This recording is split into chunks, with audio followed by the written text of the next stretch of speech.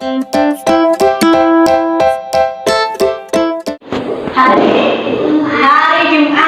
Jumat kita mengenal huruf hijaiyah.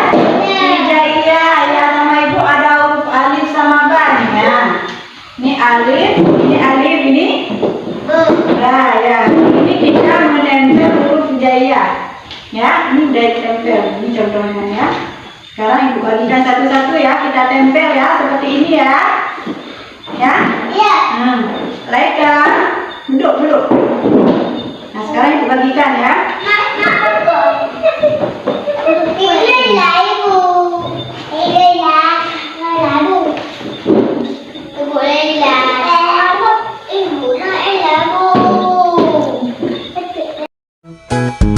ألف باء تاء ثاء جيم حاء خاء دال دال را زي سين شين صاد ضاد طا ظا عين فاء قاف قاف لام ميم نون واو ها همزة يا.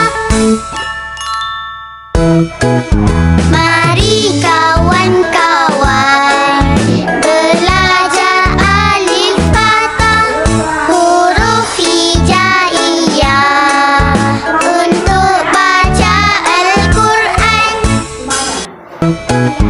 Alif fathah tha jim ha kha dal dal ra zai sin shin sad dad ta za ain fa qaf qaf lam mim nun waw ha hamzah ya.